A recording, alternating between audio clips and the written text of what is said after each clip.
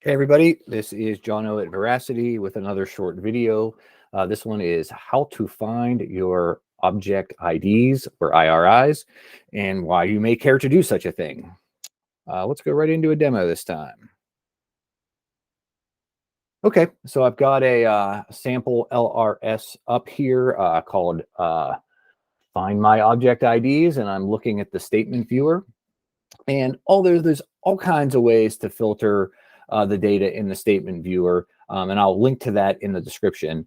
You might just want to go to a particular object, but for example, if I come in here and I type exploratory,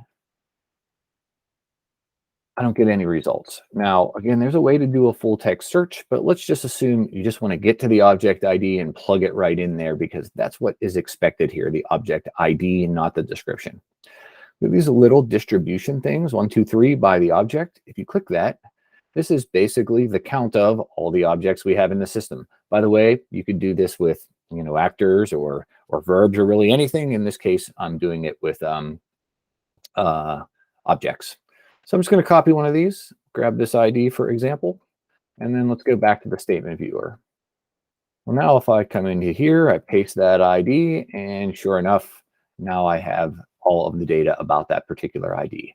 You might use it here. Another good place is in the analytics. I have it pre-opened to the activity overview, and it's just giving me an Explorer. Sure, I can go through and click stuff in the Explorer, but again, maybe I just want to go to the ID that I'm interested in. If I go to set parameters, I can type the ID that I just had, search for it, add, and OK.